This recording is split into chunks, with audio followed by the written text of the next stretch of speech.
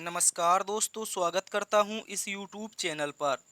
तो दोस्तों, आज हम देखने वाले हैं एक बार फिर से रीजनिंग की एक शानदार क्लास। आज है रीजनिंग की क्लास की पार्ट संख्या 33 यानी कि 33। इससे पहले कि दोस्तों, यदि आपने 32 क्लासेस नहीं देखी है तो इन क्लासेस को भी जा कर के देखिएगा। पिछली क्लासेस में एग्ज़ाम से रिलेटेड बहुत ही इम्पोर्टेंट क्वेश्चंस करवाए गए हैं। तो आज की इस श्रृंखला में एक बार फिर से आपके सामने टॉप 15 प्रश्न रहेंगे, जिनमें से कुछ इस प्रकार से क्वेश्चन रहने वाले हैं। जैसे कि क्वेश्चन नंबर 14 कह रहा है, पति पत्नी और परिवार में कौन सा वेन आरेख बनेगा। दोस्तों, यहाँ पर 4 ऑप्शन हैं। इसके अतिरिक्त दोस्तों, आपके सामने क्वेश्चन नंबर 1 कह रहा है, सिपाही यदि रेजिमेंट से संबंधित है तो घोड़ा किससे संबंधित हो जाएगा। और क्वेश्चन नंबर 9 आपके सामने है, कह रहा है श्रृंखला को पूरा कीजिए। एक श्रृंखला दे रखी है और हमें बताना है कि क्वेश्चन मार्क के स्थान पर क्या आएगा। और भी दोस्तों मोस्ट इंपॉर्टेंट क्वेश्चंस रहेंगे जो आपके एग्जाम्स में बार बार पूछे जाते हैं। तो चलते हैं आज के पहले प्रश्न की तरफ। इससे पहले दोस्तों, आप किसी भी एग्ज़ाम की तैयारी कर रहे हैं, जिनमें से आपका कोई स्टेट लेवल का एग्ज़ाम या फिर कोई केंद्र लेवल का एग्ज़ाम, जैसे CISF, CRPF, Delhi police, Madhya Pradesh police, SSC का कोई एग्ज़ाम, रेलवे का कोई एग्ज़ाम या फिर बैंकिंग का कोई एग्ज़ाम। दोस्तों, इन सभी एग्ज़ाम्स में आपका रीजनिंग पूछा जाता है। यदि आप इन किसी एग्ज़ाम्स में से किसी भी की तैयारी कर रहे हैं तो इस क्लास को पूरा देखिएगा। तो चलते हैं बिना किसी देरी के आज के पहले प्रश्न की तरफ। आज का पहला प्रश्न आपसे कह रहा है दोस्तों, सिपाही जिस प्रकार रेजिमेंट से संबंधित है तो घोड़ा किससे संबंधित हो जाएगा। क्वेश्चन मार्क के स्थान पर बताना है कि घोड़े के लिए क्या आएगा। देखिए दोस्तों, अगर बात कर ली जाए सिपाही की, तो सिपाही कहाँ पर रहता है, आप याद रखेंगे। सिपाही जब बहुत सारे होते हैं तो वो रहते हैं एक रेजिमेंट में। जैसे बहुत सारे सिपाहियों का एक ग्रोह होता है और उन ग्रुप का कहा जाता है, क्या कहा जाता है उन ग्रुप्स को, तो याद रखेंगे इन ग्रुप्स को कहा जाता है दोस्तों आपका रेजिमेंट। क्या कहा जाता है, रेजिमेंट। उसी प्रकार अगर बात कर लें घोड़ा की, तो घोड़ा किस में रहेगा। सर, बहुत सारे जब घोड़े एक स्थान पर रहते हैं तो उसे कहा जाता है झुंड। क्या कहा जाता है दोस्तों, झुंड कहा जाता है। जिस प्रकार याद रखेंगे सिपाही आपका रेजिमेंट से संबंधित है, उसी प्रकार आपका घोड़ा संबंधित हो जाएगा झुंड से। तो इसका जो राइट आंसर होगा ऑप्शन नंबर सी हो जाएगा। यदि किसी विद्यार्थी के मन में अश्वरोही सेना आ रहा है तो इसका ऑप्शन गलत है, क्योंकि यहाँ पर कंफ्यूजन करने के लिए ऐसे ऑप्शन दिए जाते हैं। आपको पता है घोड़े का जो पर्यायवाची होता है वो अश्व होता है, ठीक है। तो उसी प्रकार से यहाँ अश्वरोही सेना आपका आंसर नहीं होगा। देखिए, जो बहुत सारे घोड़े जो रहते हैं, ठीक है, वो कहाँ पर रहते हैं, तो याद रखेंगे झुंड में रहते हैं। जिस प्रकार सिपाही रेजिमेंट में रहते हैं उसी प्रकार घोड़े झुंड में। चलते हैं अगले क्वेश्चन की तरफ। आज का दूसरा क्वेश्चन कह रहा है दोस्तों, यदि यदि कह रहा है प्लस का अर्थ भाग है, गुणा का अर्थ प्लस है और भाग का अर्थ माइनस है और माइनस का अर्थ क्या है, प्लस है, तो दिए गए समीकरण का सही उत्तर ज्ञात कीजिए। देखिए, शानदार सा क्वेश्चन दे रखा है।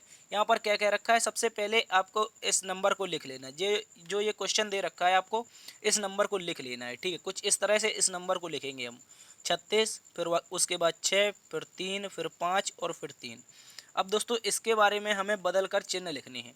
सबसे पहले माइनस है तो माइनस का अर्थ क्या है दोस्तों, आप कहेंगे सर गुणा दे रखा है, माइनस का अर्थ गुणा है। उसके बाद प्लस है और प्लस का अर्थ दे रखा है डिवाइड यानी कि भाग। और आगे क्या दे रखा है, आप कहेंगे सर आगे नंबर पर गुणा है और गुणा का अर्थ है दोस्तों प्लस, गुणा का अर्थ प्लस है। और यहाँ पर भाग का जो अर्थ है वो माइनस दे रखा है। यहाँ पर भाग है तो इसका अर्थ क्या हो जाएगा, माइनस हो जाएगा। अब देखिए, इसको सॉल्व करते हैं। इसको जब सॉल्व करेंगे तो सबसे पहले बोर्ड मास का प्रयोग करते हुए भाग को सॉल्व किया जाएगा। किसको, भाग को। और भाग को जैसे ही सॉल्व करेंगे तो 3 दूनी 6, तो यहाँ पर हो जाएगा दोस्तों 36 गुणा 2। उसके बाद यहाँ पर आगे क्या है, प्लस है, आगे 5 और माइनस 3। तो अब गुणा सॉल्व करेंगे तो 36 दूनी 72 और प्लस में 5 और माइनस में 3, तो 72 5 कितना हो जाएगा, 77। और जब माइनस 3 हो जाएगा तो सर आपका बचेगा 74। कौन से ऑप्शन में दे रखा है, आप कहेंगे सर ऑप्शन नंबर ए में दे रखा है। ऑप्शन नंबर ए सही उत्तर हो जाएगा, ठीक है। यहाँ पर जो समीकरण दे रखा था हमें कुछ नहीं करना है, केवल जो भी क्वेश्चन कह रहा है, जो भी सिंबल है उनको उन क्वेश्चन के अनुसार चेंज कर देना है। और जब क्वेश्चन के अनुसार चेंज करेंगे तो उसके बाद बोर्ड मास का प्रयोग करेंगे, और बोर्ड मास का प्रयोग करेंगे तो इससे आपका उत्तर आ जाएगा, जो कि ऑप्शन नंबर ए आपका सही उत्तर है। चलते हैं अगले क्वेश्चन की तरफ। अगला क्वेश्चन दोस्तों कह रहा है कि लुप्त पद ज्ञात कीजिए। यहाँ पर एक लुप्त पद दे रखा है, ये देखो क्वेश्चन मार्क दे रखा है और क्वेश्चन मार्क के स्थान पर बताना है कि क्या आएगा। देखिए शानदार सा यहाँ पर एक क्वेश्चन है और इस तरह से जब भी क्वेश्चन आते हैं तो इन क्वेश्चंस में कुछ इस तरह से हम सॉल्व करते हैं, छोटे से बड़े की तरफ जाते हैं, तो इससे हमारा क्वेश्चन क्या हो जाता है, सॉल्व करना आसान हो जाता है। ठीक है, तो अब देखिए इस क्वेश्चन को किस तरह से सॉल्व करेंगे।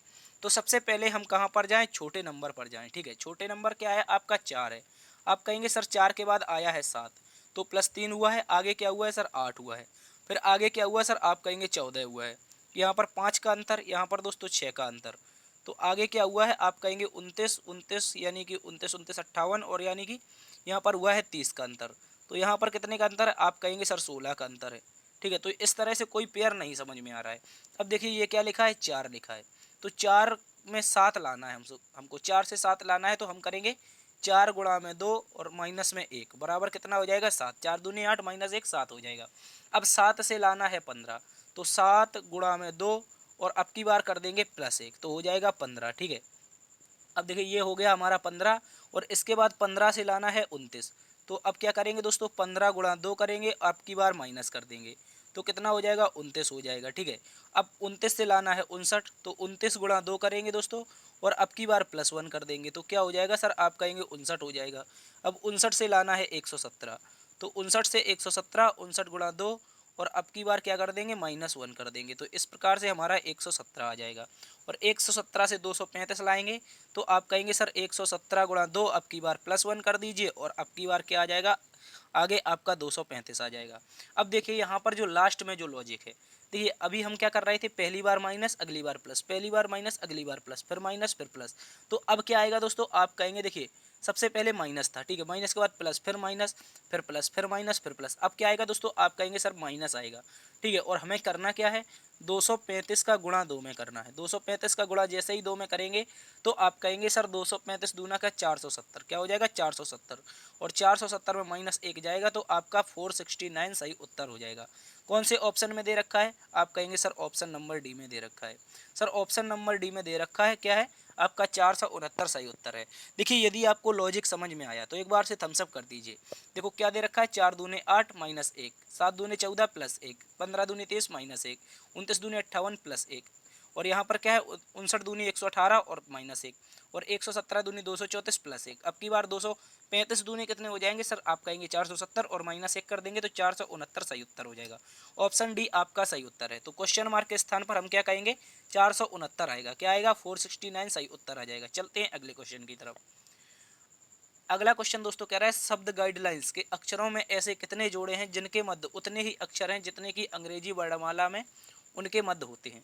देखिए शानदार सा क्वेश्चन है, हमें क्या दे रखा है, गाइडलाइन दे रखा है, क्या दे रखा है गाइडलाइन। तो हम क्या लिखेंगे, सबसे पहले गाइडलाइन लिखेंगे, किस तरह से लिखेंगे, एक मिनट, कुछ इस तरह से हम क्या लिखेंगे दोस्तों, गाइडलाइन लिखेंगे,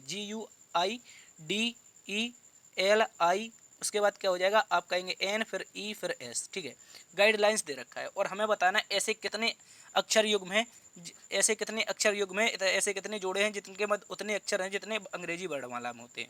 तो अब देखिए यहाँ पर हम क्या करेंगे, कलर चेंज कर लेते हैं।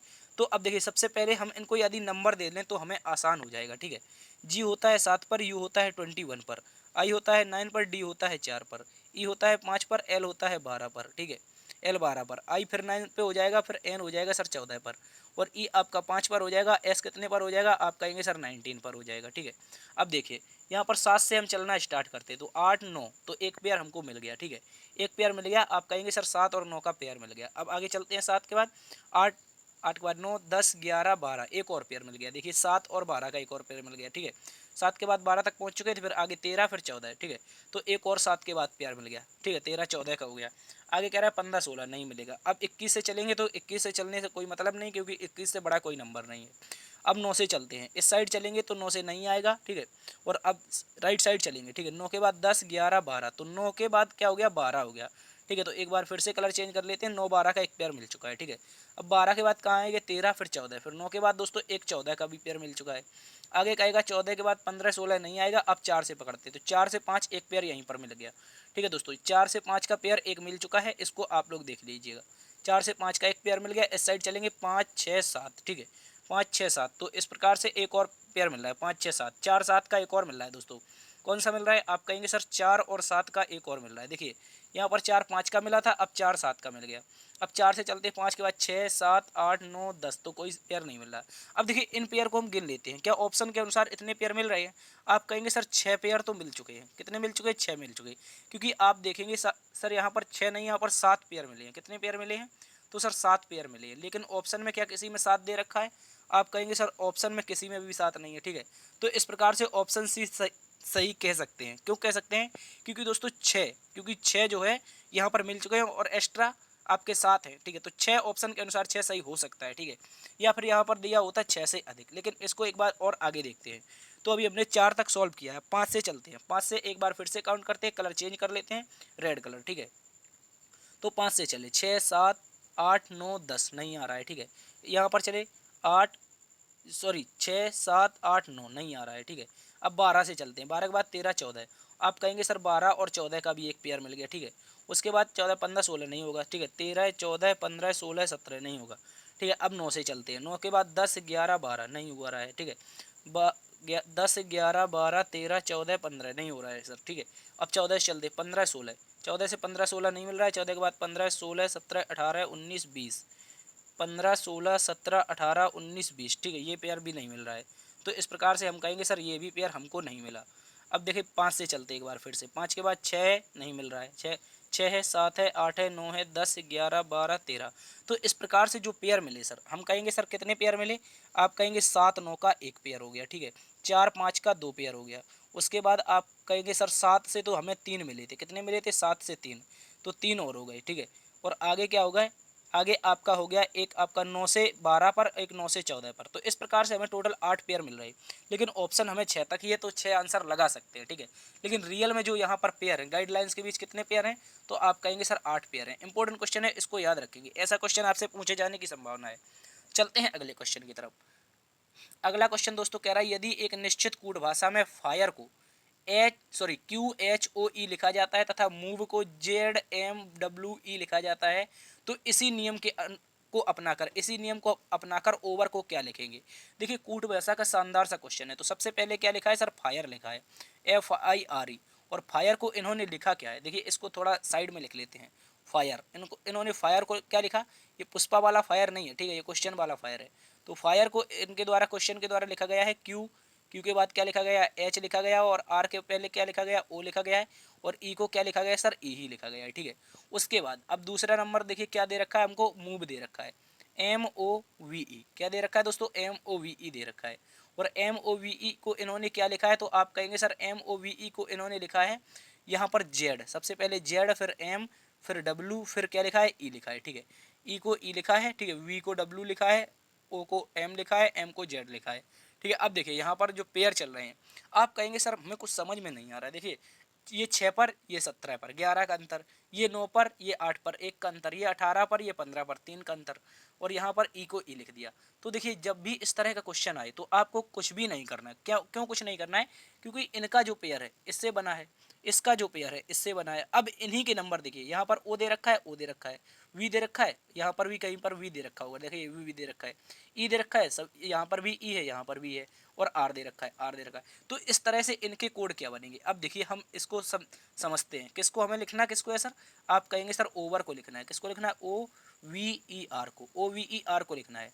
तो OVER को क्या लिखेंगे? देखिए इन्होंने ओ को क्या लिखा है? यहाँ पर एम लिखा है। क्या लिखा है? ओ को एम लिखा है, तो एम लिख देंगे, ठीक है। अब वी को क्या लिखा है? आप कहेंगे सर वी को डब्ल्यू लिखा है। क्या लिखा है? वी को डब्ल्यू लिखा है, MW हो गया। तो MW से सभी ऑप्शन शुरू हो रहे हैं, चेक करने से कोई मतलब नहीं बनता है। आगे देखो यहाँ पर ई लिखा है, लेकिन इन दोनों में ई को क्या लिखा गया है? एज इट इज ई ही लिखा गया है। तो ई को हम क्या लिखेंगे दोस्तों? आप कहेंगे सर ई को ई ही रहने दीजिए, ई को ई रहने देते हैं। MWE दो ऑप्शन में है, दो ऑप्शन खत्म हो चुके हैं।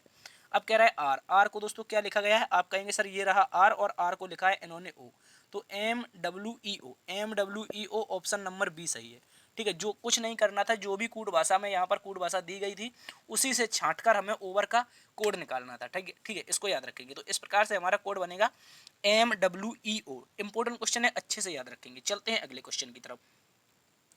अगला क्वेश्चन दोस्तों कह रहा है, निम्नलिखित में से कौन सा शब्द अंग्रेजी शब्दकोश के अनुसार व्यवस्थित होने पर चौथे स्थान पर आएगा? देखिए यहाँ पर 4 ऑप्शन दे रखे हैं, इनमें हमें बताना है कि जब इनको हम अंग्रेजी शब्दकोश के अनुसार व्यवस्थित करेंगे तो चौथे स्थान पर कौन आएगा। तो हम क्या करते हैं सर, इसको जब भी इस तरह से क्वेश्चन आए तो हम इसको आसानी से सॉल्व करेंगे। कैसे करेंगे, इन नंबरों को अंग्रेजी शब्दकोश के अनुसार व्यवस्थित करना है। देखिए आप कहेंगे सर, जब हम इन नंबरों को गौर से देखते हैं तो यहाँ पर ई एल मिलता है, इसमें भी ई एल और इसमें भी एल, इसमें भी ई एल, तो हमें नहीं पता चल रहा है कि कौन सा पहले पर आएगा। लेकिन अब आगे चेक करते तो इसमें ई है, ई है और ई है और यहाँ पर ए है, तो यहाँ पर हम कहेंगे सर सी तो पहले स्थान पर आ जाएगा, आपका सी आएगा पहले स्थान पर, क्योंकि यहाँ पर ए है बाद बाकी में ई है। ठीक है, अब देखिए यहाँ पर सी, यहाँ पर भी सी और यहाँ पर भी सी, तो कोई पेयर नहीं बन रहा। सी टी, देखिए सी टी और सी टी, तो इस तरह से अब यहाँ पर सी टी बचा है, तो डी नंबर आएगा आपका दूसरे पर। ठीक है, डी नंबर कौन से पर आएगा, आप कहेंगे सर दूसरे नंबर पर आएगा। इसके बाद अब बचा क्या, सी डी तो हो गए, बचे ए बी। अब ए बी में कैसे देखेंगे, तो आप कहेंगे सर देखिए E L E T, sorry E L E C T, E L E C T दोनों मिल रहा है। अब देखिए यहाँ पर ओ है, यहाँ पर क्या है आर है, तो ओ होता है आपका 15 पर, आर होता है 18 पर। आप कहेंगे सर 15 वाला पहले आएगा, तो 15 वाला जब पहले आ जाएगा तो इस तरह से ए हो जाएगा और यहाँ पर बी हो जाएगा। ठीक है, इस तरह से ये आपका तीसरे नंबर पर और यहाँ पर बी आपका चौथे नंबर पर। और हमसे क्वेश्चन में क्या पूछा था सर, जब अंग्रेजी शब्दकोश के अनुसार व्यवस्थित हो जाए तो चौथे स्थान पर कौन आएगा। आप कहेंगे सर चौथे स्थान पर हमें बी दिखाई दे रहा है। क्या दिखाई दे रहा है, आप कहेंगे सर बी दिखाई दे रहा है। ठीक है, तो चौथे स्थान पर हमारा क्या हो जाएगा दोस्तों, बी हो जाएगा। ऑप्शन नंबर बी आपका चौथे स्थान पर हो जाएगा। इंपॉर्टेंट क्वेश्चन है, इसे हम दोस्तों क्या करते हैं, अंग्रेजी शब्दकोश के अनुसार नंबर के अनुसार व्यवस्थित कर देते हैं। ठीक है, जो भी अंग्रेजी वर्णमाला का नंबर होगा उसके अनुसार व्यवस्थित कर देंगे, तो ऑप्शन बी सही उत्तर हो जाएगा। इंपॉर्टेंट क्वेश्चन है, अच्छे से याद रखना है। चलते हैं अगले क्वेश्चन की तरफ। अगला क्वेश्चन दोस्तों कह रहा है, बीना जो अशोक की भाभी है और कल्याणी की पुत्र वधू है, धीरज सुदीप का पिता है, सुदीप अशोक का इकलौता भाई है, कल्याणी अशोक से कैसे संबंधित है। देखिए ब्लड रिलेशन का एक शानदार सा क्वेश्चन है और बहुत आसान क्वेश्चन है, इसको बहुत आसानी के साथ सॉल्व करेंगे। देखिए कह रहा है बीना, कोई बीना है वो अशोक की भाभी है, तो ये रही आपकी बी फोर बीना। बीना है क्योंकि ये लड़की का नाम है तो माइनस लगाएंगे, और बीना की हुई होगी किसी से शादी। ठीक है, तो यहाँ पर क्या आ जाएगा, ये इसका पति आ जाएगा। ठीक है, ये हो जाएगा इसका पति, और जो पति होगा वो किसका भाई होगा, आप कहेंगे सर ए फोर अशोक का भाई होगा। ठीक है, क्योंकि क्या रखा है बीना अशोक की भाभी है, तभी तो देखिए भाभी, भाभी कैसे बनेगी, तो अशोक का भाई और भाई की पत्नी क्या हो जाएगी सर, भाभी हो जाएगी। ठीक है, ये बन गया। अब कह रहा है दोस्तों यहाँ पर धीरज सुदीप, सॉरी यहाँ पर आगे एक बात और दे रखी है।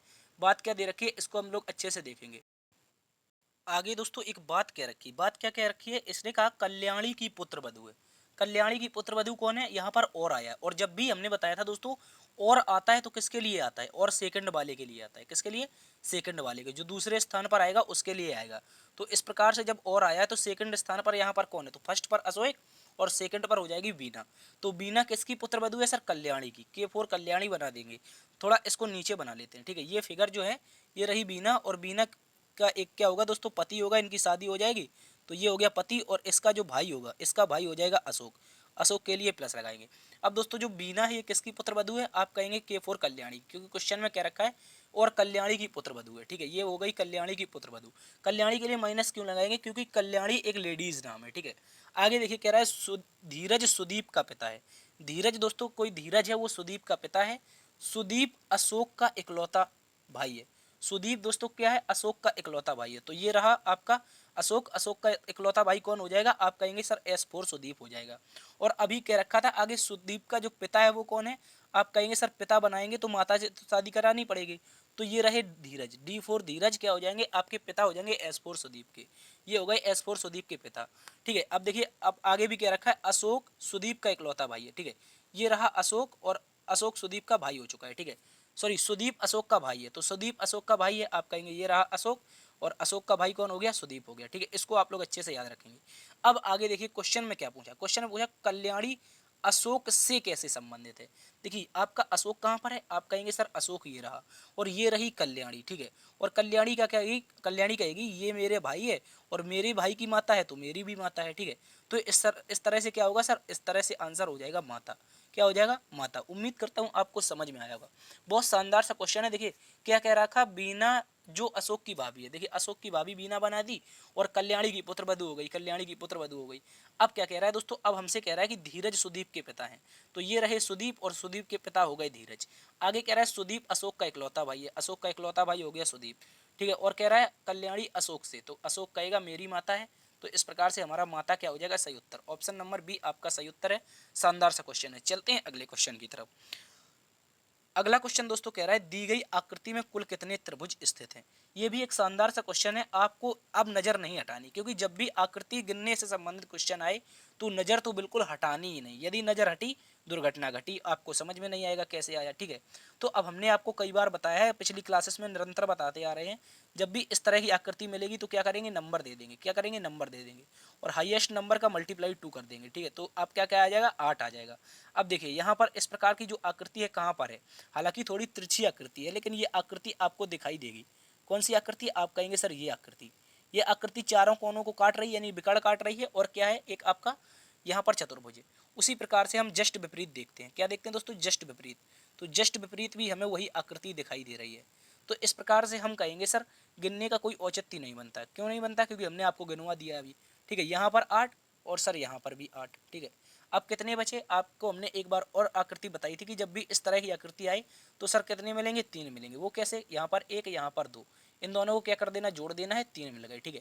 गिने कैसे थे हमने, कुछ इस तरह से गिने थे। देखिए हमने कहा था सर एक नंबर का ये हो गया, दूसरे नंबर का ये हो गया और तीसरा सबसे बड़ा वाला, ठीक है। तो इस तरह से हमारा क्या आता था, 3 आ जाता था। अब देखिए इस तरह की आकृति हम आपको दिखाएंगे कहाँ पर दिखाई दे रही है। आप कहेंगे सर ये दिखाई दे रही है, कौन सी, ये वाली आकृति, ठीक है। ये आकृति हमको इस तरह से दिखाई दे रही है और जस्ट अपोजिट ये भी दिखाई दे रही है, ठीक है दोस्तों। ये भी दिखाई दे रही है जस्ट अपोजिट। तो हम कहेंगे सर यहाँ पर कितने मिले, आप कहेंगे 3 मिले, और यहाँ पर भी सर हमें 3 मिले, ठीक है। उसी प्रकार से अब अगर नजरें उल्टी करके देखी जाए तो ये भी आकृति तो ऐसी ही दिखाई दे रही है, ये भी आकृति तो ऐसी है दोस्तों। आप कहेंगे सर इसमें भी आपके कितने हो जाएंगे, 3 हो जाएंगे, ठीक है। कितने हो जाएंगे, 3।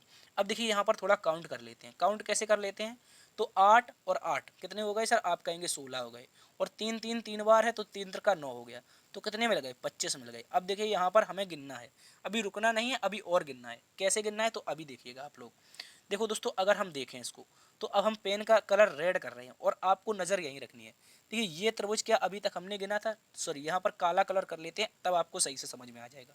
देखिए क्या दोस्तों, हमने ये अभी त्रिभुज गिना था, ये वाला त्रिभुज। आप कहेंगे सर क्या गिना था, जल्दी कमेंट बॉक्स में बताइए, ये क्या त्रिभुज हमने गिना था। आप कहेंगे सर नहीं गिना था। और अब यहाँ पर भी देखिए इस तरह का त्रिभुज क्या हमने गिना था, ये वाला त्रिभुज हमने गिना था। आप कहेंगे सर नहीं गिना था। देखिए एक बार फिर से हम लोग आपको दिखा देते हैं, कोई दूसरा कलर ले लेते हैं, ठीक है। ये आपका कोई एक कलर ले लेते हैं, हरा कलर, ठीक है। हरे कलर में देखिए ये त्रिभुज हमने नहीं गिना था दोस्तों, आपको नज़र यहीं पर रखनी है। ये त्रिभुज नहीं गिना था, तो इस तरह से ये त्रिभुज जब हमने दोस्तों गिना और इसके जस्ट अपोजिट ये भी त्रिभुज गिना, तो इस तरह से 2 त्रिभुज हमें यहाँ पर मिले, ठीक है।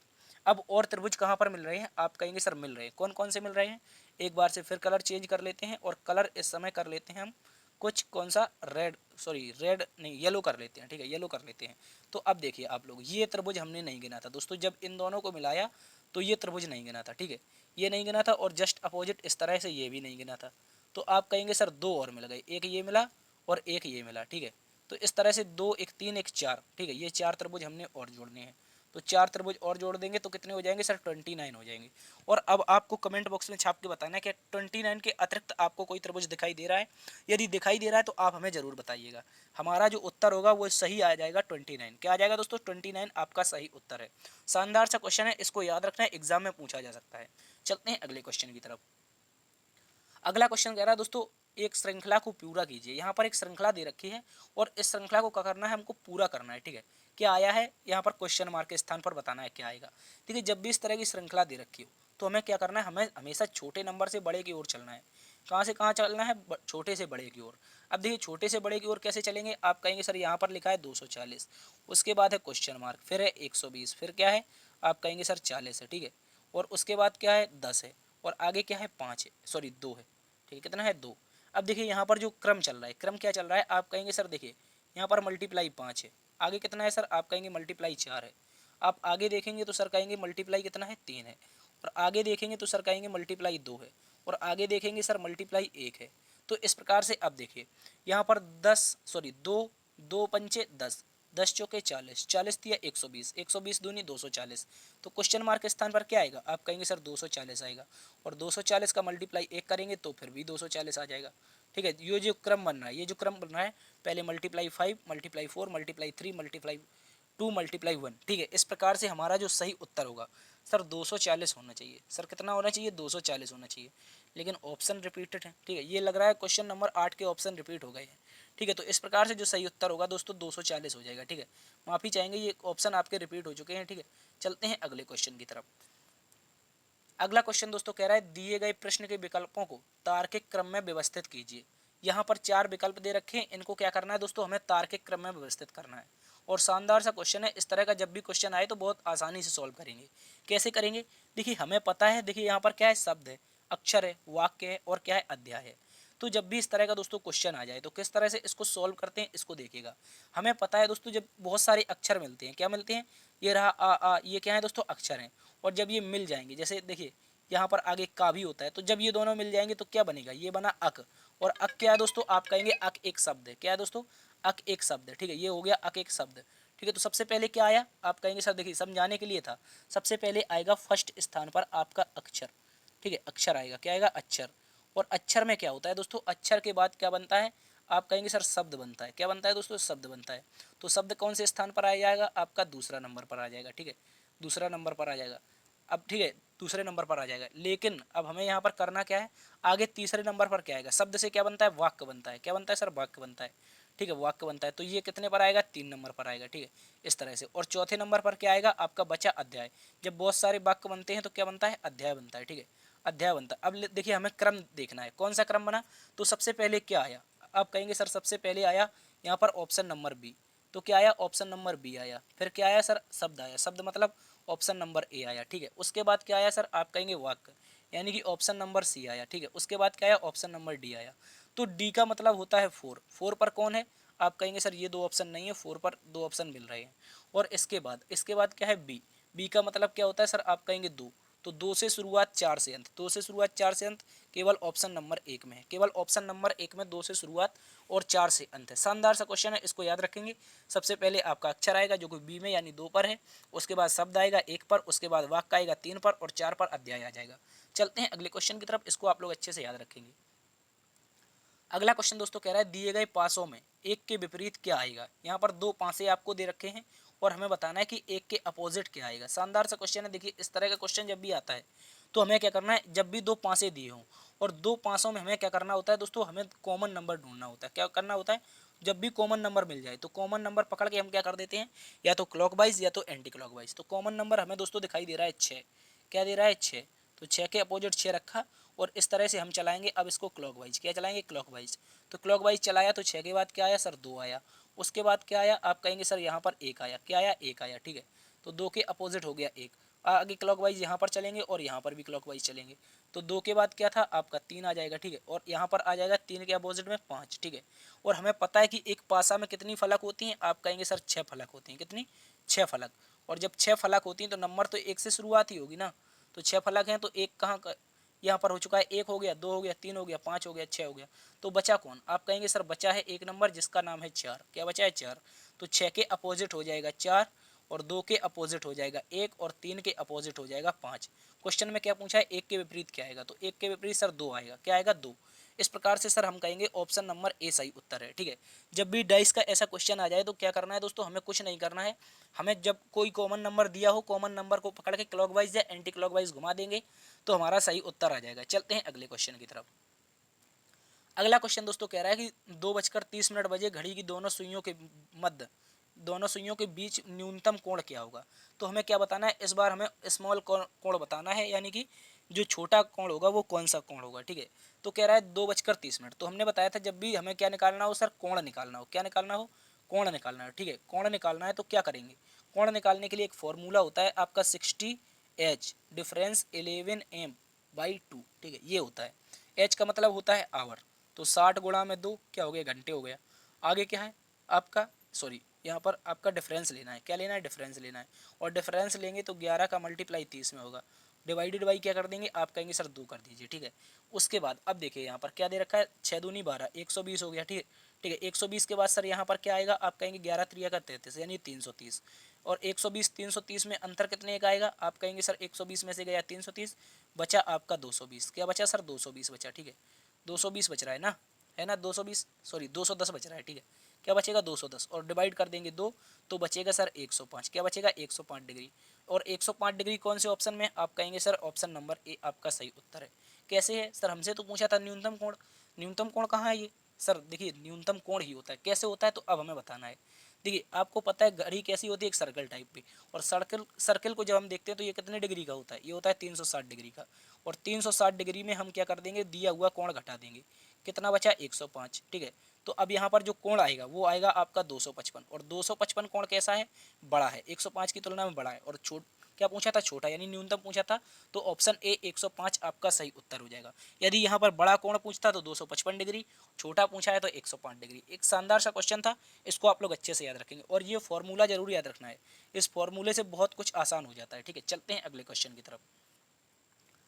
अगला क्वेश्चन दोस्तों कह रहा है यदि दक्षिण पूर्व को उत्तर हो जाए, यदि दक्षिण पूर्व उत्तर हो जाए, उत्तर पूर्व क्या हो जाए, पश्चिम हो जाए, और यही क्रम आगे परिवर्तन जारी रहे, यही परिवर्तन ये आगे भी यह परिवर्तन का यही क्रम जारी रहे तो पश्चिम क्या होगा। देखिए जब भी इस तरह से क्वेश्चन कहे कि दक्षिण पूर्व उत्तर हो जाए, उत्तर पूर्व पश्चिम हो जाए, और जब भी दिशा को चेंज करे तो आपको क्या करना है, दो डायग्राम बनाने। कितने बनाने सर, दो डायग्राम। कैसे बनाएंगे सर, देखिए एक डायग्राम कुछ इस तरह से होता है, हमने इसमें क्या बताया था, ये होता है सर पूर्व, ये होता है उत्तर, ठीक है, ये होता है पश्चिम, और यहाँ पर होता है आपका दक्षिण। ठीक है, अब देखिए यहाँ पर एक और डायग्राम बनाएंगे जिससे हमें समझ में आ जाएगा, और ये डायग्राम हम कलर चेंज करके बनाएंगे। ये बना यहाँ पर आपका डायग्राम, ये परिवर्तन डायग्राम बनाएंगे। कह रहा है दक्षिण पूर्व क्या हो जाए सर, उत्तर हो जाए, तो ये आपका होता है दक्षिण पूर्व, और यहाँ की जो दिशा है, यहाँ की दिशा है क्या हो गई सर, उत्तर हो गई। ठीक है, क्या हो गई, उत्तर हो गई। अब देखिए उत्तर के अपोजिट क्या है, उत्तर के अपोजिट क्या है, दक्षिण है, आप कहेंगे सर दक्षिण है। ठीक है, ये उत्तर हो चुकी है, और उत्तर के अपोजिट कुछ इस तरह से क्या बनेगा सर, दक्षिण बनेगा। ठीक है, और आगे क्या कह रहा है सर, उत्तर पूर्व को पश्चिम कह रहा है, यानी कि ये जो दिशा है ये कौन सी होनी है, पश्चिम होनी है, तो ये सर हो गई आपकी पश्चिम। ठीक है, और पश्चिम के अपोजिट हमें पता है क्या होता है, पूर्व होता है, ये बन गया। अब क्वेश्चन क्या पूछा है, तो पश्चिम क्या होगा, पश्चिम क्या होगा सर, आप कहेंगे सर पश्चिम ये होगा, क्या होगा, देखिए यहाँ पर ये रहा पश्चिम, ये पश्चिम है, और हमें कुछ पश्चिम इस तरह से दिखाई देता है, यहाँ पर होना चाहिए, लेकिन अब पश्चिम की जो दिशा है वो ऊपर दक्षिण नीचे पूर्व, तो ये दिशा दिशा कौन सी हो जाएगी, आप कहेंगे सर दक्षिण पूर्व हो जाएगी। क्या हो जाएगी, दक्षिण पूर्व। शानदार सा क्वेश्चन है, इसको आप लोग अच्छे से याद रखेंगे। जब भी इस तरह का क्वेश्चन आए, दिशा का परिवर्तन हो, तो दो डायग्राम बनाने हैं। देखिए हमसे कह रहा था दक्षिण पूर्व, ये होती है दक्षिण पूर्व, और दक्षिण पूर्व को बनाया क्या था, उत्तर बनाया था, हमने उत्तर बना दिया। ठीक है, उत्तर के अपोजिट होता है दक्षिण हमेशा, हमें पता है कि उत्तर के अपोजिट क्या है, दक्षिण है। ठीक है, तो आगे कह रहा है उत्तर पूर्व, ये रहा उत्तर पूर्व, ये वाला उत्तर पूर्व होता है, तो उत्तर पूर्व को पश्चिम कह रहा है, और पश्चिम के अपोजिट हमेशा पूर्व होता है। दिशा क्या पूछी, पश्चिम क्या होगा, तो ये होता है पश्चिम, और पश्चिम हो जाएगा आपका दक्षिण पूर्व। आप कहेंगे सर कौन से ऑप्शन में, ऑप्शन नंबर सी आपका सही उत्तर हो जाएगा। क्या हो जाएगा दोस्तों, option number C, option number C आपका सही उत्तर है। इसको हम लोग अच्छे से याद रखेंगे। चलते हैं अगले क्वेश्चन की तरफ। अगला क्वेश्चन दोस्तों कह रहा है पति पत्नी और परिवार, पति पत्नी और परिवार में कौन सा वेन डायग्राम बनेगा। शानदार सा क्वेश्चन है, फैमिली से संबंधित क्वेश्चन है, जिसमें आपका पति है, पत्नी है और परिवार है। ठीक है, यानी कि फैमिली है। तो देखिए जब भी हमें बनाना है पति पत्नी और परिवार, तो हमें पता है कि सर हमारा क्या होता है, एक परिवार होता है। क्या होता है सर, परिवार होता है। और ये जो परिवार होता है इसमें बहुत सारे लोग होते हैं, बहुत सारे लोग होते हैं, जिनमें माता पिता होते हैं, बुआ फूफा होते हैं, मौसा मौसी होते हैं, मामा मामी होते हैं, बहुत सारे लोग होते हैं, भैया भाभी और भैया बहन, बहुत सारे लोग होते हैं। तो उन्हीं में एक जोड़ा आता है, एक जोड़ा आता है जिसे हम क्या कहते हैं, एक होता है पति, क्या होता है सर, एक होता है आपका पति। ठीक है, और दूसरी क्या हो जाती है, इसी में आपकी पत्नी हो जाती है। ठीक है, पत्नी हो जाती है। ये दोनों को हम अलग अलग क्यों बना रहे हैं, क्योंकि सर ये जो पत्नी है और पति है इनका जेंडर अलग अलग है, तो इसलिए इनको अलग अलग बनाएंगे। तो परिवार के अंदर सर क्या आएंगे, एक आएगा पति और दूसरी आएगी पत्नी। तो शानदार सा क्वेश्चन है, इसको याद रखना है। इसका जो राइट उत्तर होगा वो हो जाएगा sir option number C. Option number C क्यों, सबसे बड़ा जो आपका सर्किल होगा वो परिवार का हो जाएगा, उसके अंदर पति आएगा, उसके अंदर पत्नी आ जाएगी, तो इस तरह से आपका सही उत्तर ऑप्शन नंबर सी है। ठीक है, इसको आप लोग अच्छे से याद रखेंगे। चलते हैं अगले क्वेश्चन की तरफ। अगला क्वेश्चन दोस्तों कह रहा है नीचे दी गई आकृति में सही दर्पण प्रतिबिंब ज्ञात कीजिए यदि दर्पण एम एन दाईं ओर रखा हो। देखिए ये रहा एम एन दर्पण, ये कौन सी दिशा में, ये होता है हमेशा दायां। ठीक है, ये दायां होता है, और ये क्या होता है, बायां होता है। तो एम एन कहाँ पर रखा है, दाएं पर रखा है। ठीक है, और हमने दोस्तों आपको बताया था कोई भी वस्तु यदि दर्पण के नज़दीक है, मान लीजिए ये दर्पण है और ये दर्पण के नज़दीक ये वस्तु है, तो हमेशा दर्पण प्रतिबिंब में नज़दीक ही दिखाई देती है। कैसे? आप देखिए किसी भी नाई की दुकान में जाते हैं और अपना चेहरा देखते हैं तो कैसा दिखाई देता है सर? हमें बिल्कुल नज़दीक दिखाई देता है। हम दर्पण के जितने नज़दीक जाते हैं उतने ही क्लियर तरीके से देख पाते हैं। तो ये आपका दर्पण है और दर्पण के नज़दीक है आपका एन। तो एन तो सर देखिए यहाँ पर नज़दीक है, तो यहाँ पर इस तरह से हमारा नज़दीक ही होना चाहिए। ठीक है, कैसा होना चाहिए? नज़दीक ही होना चाहिए इस तरह से। तो नज़दीक किस में नहीं? यहाँ पर एफ में नहीं है, यहाँ पर इसमें भी नहीं है, इसमें भी नहीं है। तो ऑप्शन नंबर बी आपका सही उत्तर हो जाएगा। ठीक है, यू तो यू ही रहेगा और एफ आपका कुछ इस तरह से बन जाएगा। ठीक है, ये आपका सॉरी ये जो एन होता है इसका परिवर्तन होकर कैसा हो जाएगा? आप कहेंगे सर ऐसा हो जाएगा। ये एन हो गया, यू यू है और एफ आपका कुछ इस तरह से बनेगा। तो आप कहेंगे सर ऑप्शन नंबर सी ही सही उत्तर है। एकमात्र उत्तर ऑप्शन नंबर सी आपका सही है। इसको आप लोग अच्छे से याद रखेंगे। तो ये थी साथी आज की क्लास। उम्मीद करता हूँ आज की क्लास आपको पसंद आई होगी। दोस्तों यदि पसंद आई है तो एक बार से सेशन को लाइक कर दीजिए। दोस्तों में यार सेशन को शेयर जरूर करिए करिए। ठीक है, शेयर जरूर करिए करिए। इससे क्या हो जाएगा दोस्तों? इससे हमें मोटिवेशन मिलता है और हम आपके लिए निरंतर प्रैक्टिस सेट लाते रहेंगे। और कल से आपका आज से आपका एमटीएस का एग्जाम भी शुरू हो गया है। तो एमटीएस के लिए भी इंपॉर्टेंट क्लास रहने वाली है। ठीक है, तो इस चैनल को सब्सक्राइब भी कर लीजिएगा। जिन भी विद्यार्थियों ने चैनल को सब्सक्राइब नहीं किया तो आपसे निवेदन है कि सब्सक्राइब जरूर कर लें। इससे क्या होगा, जब भी हम आपके लिए क्लास लेकर आएंगे तो आपके पास तुरंत नोटिफिकेशन पहुंच जाएगा। ठीक है, देखते रहिए लर्न बीडीएस सर। मिलते हैं कल एक नई क्लास में नई ऊर्जा के साथ। तब तक के लिए जय हिंद।